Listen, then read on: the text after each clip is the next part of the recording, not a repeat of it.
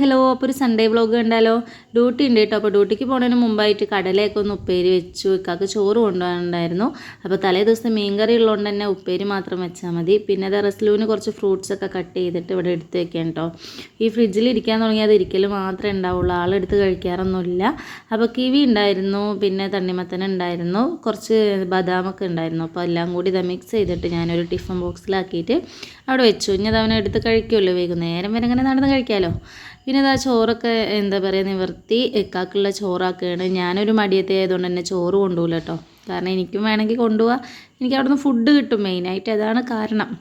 അങ്ങനെ തലേ ദിവസത്തെ മീൻകറി ആയിരുന്നു, അതൊക്കെ ആക്കി. പിന്നെ റസ്ലുവിൻ്റെ ചായയൊക്കെ ഒന്ന് ചൂടാറ്റി കൊടുത്തു. മീൻകറിയും അച്ചാറും പിന്നെ നമ്മുടെ കടല ഗ്രീൻ പീസ് ഉണ്ടല്ലോ, അത് മസാല ആക്കിയതായിരുന്നു. അതൊക്കെ കൂട്ടിയിട്ട് ഇക്കാക്ക് നല്ലൊരു ഊണന്നെ ഉച്ചക്കലേക്ക് റെഡിയാക്കി കേട്ടോ.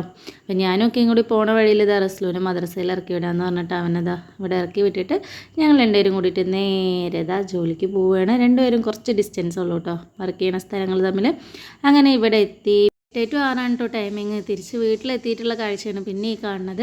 ഉമ്മി ഞാനും കൂടിയിട്ട് ഇറച്ചിപ്പത്തിരി ഉണ്ടാക്കുകയാണ്. ബീഫ് കുറച്ച് ഫ്രിഡ്ജിലിരിക്കുന്നുണ്ടായിരുന്നു. അങ്ങനെ ഇറച്ചിപ്പത്തിരി ഉണ്ടാക്കാൻ തുടങ്ങുമ്പോഴായിരുന്നു റസ്ല് പറഞ്ഞു ഞാനും സഹായിക്കാമെന്ന് പറഞ്ഞിട്ട് അവനിതാ ഉള്ള പാത്രങ്ങളൊക്കെ കഴുകി തന്നു കേട്ടോ. നല്ല മോനാണ് അല്ലേ. അപ്പോൾ ഞാനിത് അവനെ നല്ല അപ്രിഷ്യേറ്റ് ഒക്കെ ചെയ്യുന്നുണ്ട്. അങ്ങനെ ഞാൻ എളുപ്പം തന്നെ പരത്തി മസാലയൊക്കെ ഉള്ളിൽ വെച്ചു. ഞാൻ വരുമ്പോഴത്തേനും ഉമ്മ മസാലയൊക്കെ റെഡിയാക്കിയിട്ടുണ്ടായിരുന്നു കേട്ടോ, അതുകൊണ്ട് തന്നെ പണി എളുപ്പമായി. അങ്ങനെ അതൊന്നും ഇങ്ങനെ എന്താ പറയുക, നമ്മൾ ചപ്പാത്തിക്കൊക്കെ പരത്തുന്ന പോലെ പരത്തിയിട്ട് ജസ്റ്റ് നമ്മുടെ ഈ ഫോർക്ക് കൊണ്ട് ഒരു ഡിസൈൻ ഇങ്ങനെ ചുമ്മാ കൊടുക്കുകയാണ്, അത്രേ ഉള്ളൂ കേട്ടോ. സിമ്പിളായിട്ട് ചെയ്യണേ. പിന്നെ ഉമ്മ അതൊക്കെ പൊരിച്ചെടുത്തു. ബാക്കിയുള്ള മാവും കൂടി പരത്തിയിട്ട് ഭൂരിയാണ് കേട്ടോ ഉണ്ടാക്കിയത്. അപ്പോൾ രാത്രിക്ക് കഴിക്കാമല്ലോ. കടല ഉപ്പേരി ഇരിക്കുന്നുണ്ട് രാവിലത്തെ, പിന്നെ മീൻകറിയൊക്കെ ഉണ്ട്. അങ്ങനെ പിന്നെ കുറച്ച് ദോശ ഉണ്ടാക്കി കേട്ടോ. ചോറൊന്നും ഉണ്ടായിരുന്നില്ല. അങ്ങനെ ദോശ നല്ല നൈസായി ചുട്ട് കഴിക്കാനാണ് കേട്ടോ എനിക്കിഷ്ടം. അപ്പോൾ ദോശ ഉണ്ടാക്കിയ കൂട്ടത്തിലേ ഇക്കൊന്ന് ഞെറ്റ് പോയിരുന്നു. അപ്പോൾ ആൾക്കും കൊണ്ടുപോകാനുള്ളതൊക്കെ റെഡിയാക്കി കൊടുത്തയച്ചു. അപ്പോൾ അത്രയേ ഉള്ളൂ. ഇന്നത്തെ വീഡിയോ ഇഷ്ടമായാൽ ഒന്ന് സപ്പോർട്ട് ചെയ്ത് കൂടെ നിൽക്കുക.